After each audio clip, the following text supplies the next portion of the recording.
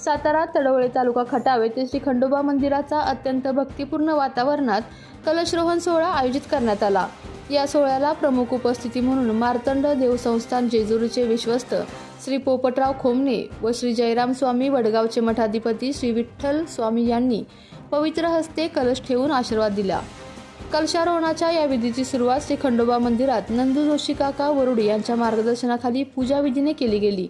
मंदिराच्या पवित्र छायेत आयोजित या कार्यक्रमात ग्रामस्थांनी मोठ्या संख्येने उपस्थित राहून भक्तिरसात रंगून गेले।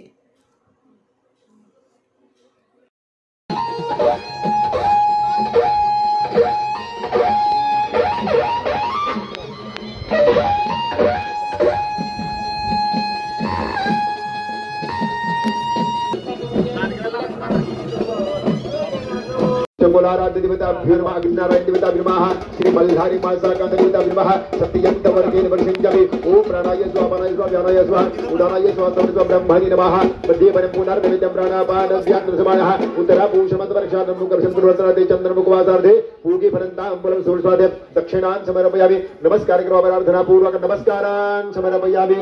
हे ताट घ्या आणि आज देवापाशी जावा, आरती करायची आहे। आपल्या तालुक्यातील जिल्ह्यातील बातम्या सर्वप्रथम पाहण्यासाठी आजच सातारा न्यूजला YouTube चॅनलवर सबस्क्राइब करा, लाईक करा, शेअर करा आणि बेल आयकॉन प्रेस करायला विसरू नका।